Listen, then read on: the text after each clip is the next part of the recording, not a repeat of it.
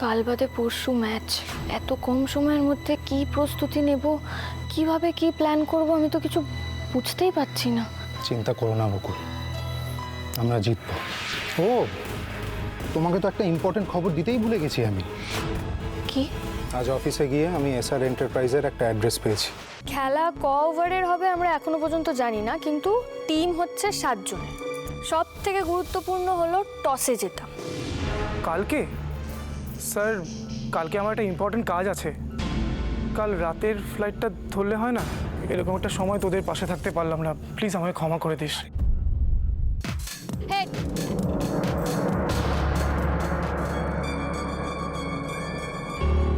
টেল, আমরা ব্যাটিং করব স্যার।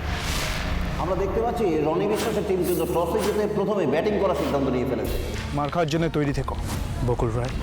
আর উল্টো দিকে প্রথমেই হার দিয়ে শুরু করলো বকুল রায়ের টিম। শুধু রান আউট হোস না, বাদ বাকিটা আমি দেখে নিচ্ছি। আর ওর হিরোগিরি বার করছে।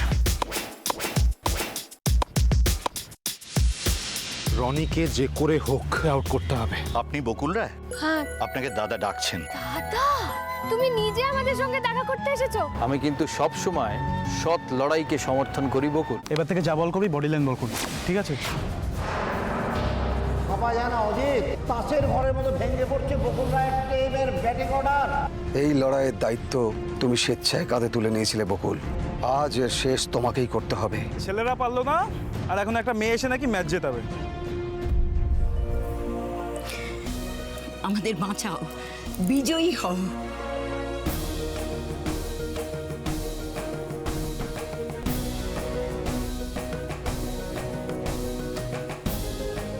ওস্তাদ জিতে ফিরবে।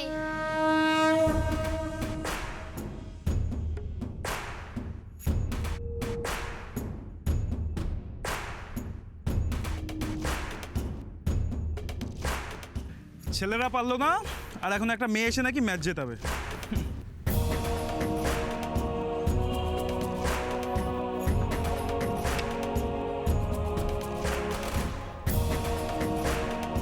বকুল, স্টেডি একদম, ঠিক আছে? চলো, বেস্ট অফ লাক।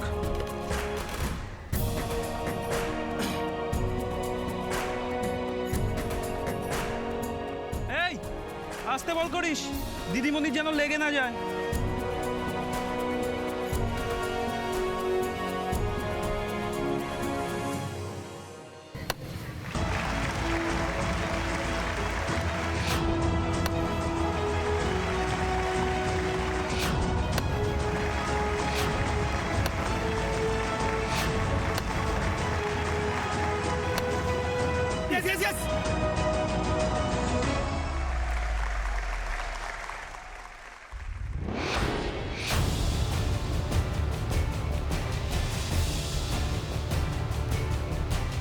অজিত, আমরা দেখতে পাচ্ছি ঋষি রায় আহত।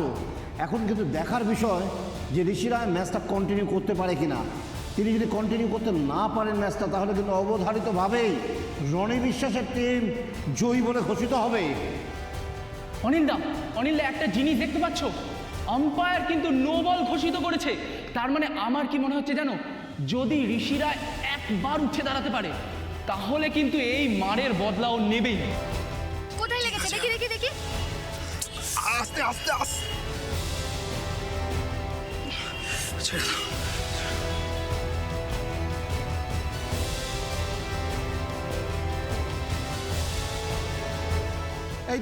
এই তো ঋষি রায় আবারও উঠে দাঁড়িয়েছে অজিত। ঋষি রায় আবারও উঠে দাঁড়িয়েছে, মনে হচ্ছে সে আবারও ব্যাটিং করতে পারবে।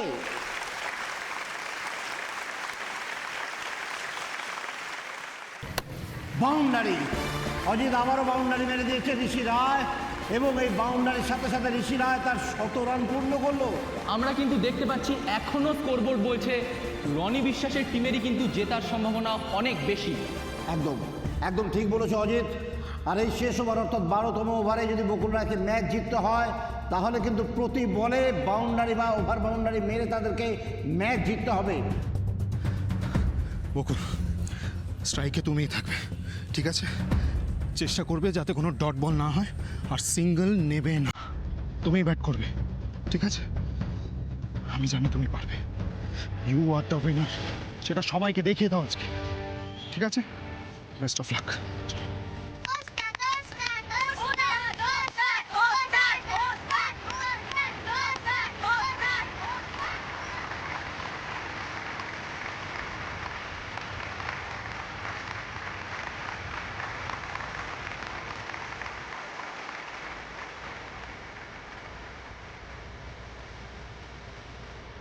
রাজদূত বল তুমি খেলো, ঠিক আছে?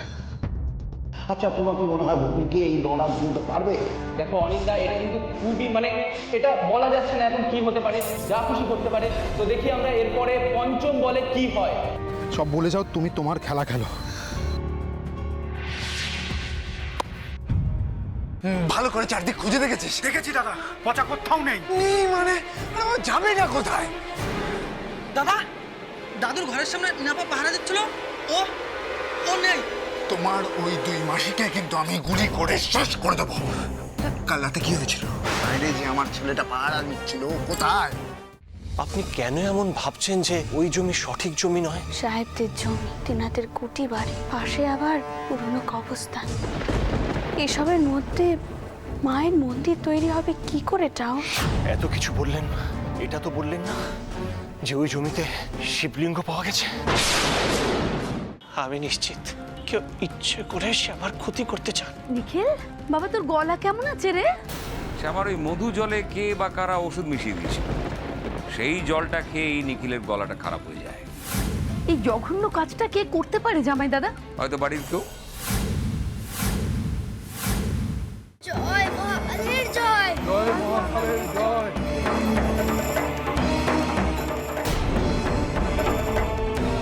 সত্যি এই পথ যে বড় হিমশীতল নেবে নি।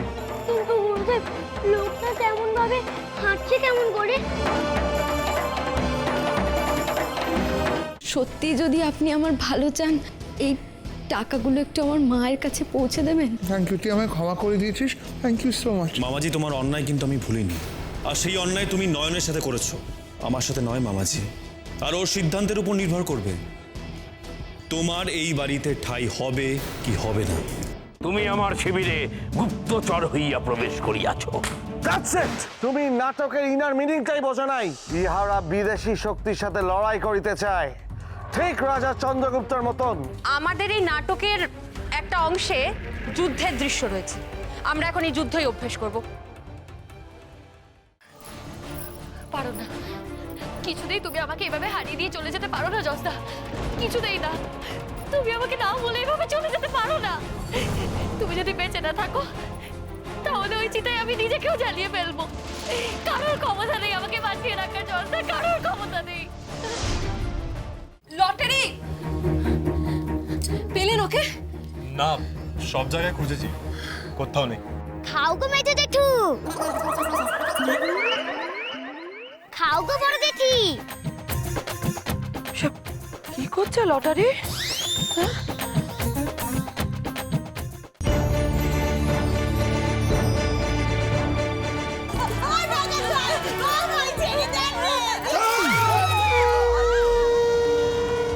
তোদের এত বড় সাহস, তোরা এই বাড়িতে এসেছিস ডাকাতি করতে?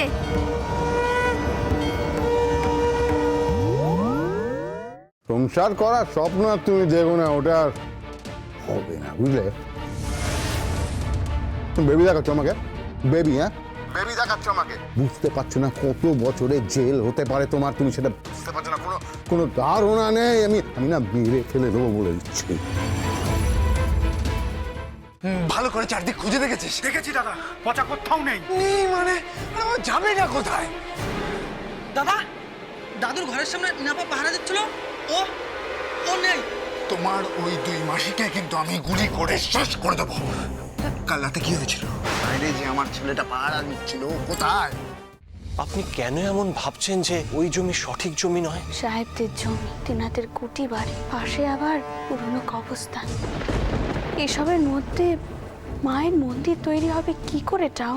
এত কিছু বললেন, এটা তো বললেন না যে ওই জমিতে শিবলিঙ্গ পাওয়া গেছে। আমি নিশ্চিত কেউ ইচ্ছে করে সে আমার ক্ষতি করতে চান। নিখিল বাবা, তোর গলা কেমন আছে রে? সে আমার ওই মধু জলে কে বা কারা ওষুধ মিশিয়ে দিয়েছিল, সেই জলটা খেয়েই নিখিলের গলাটা খারাপ হয়ে যায়। এই জঘন্য কাজটা কে করতে পারে জামাই দাদা? হয়তো বাড়ির কেউ।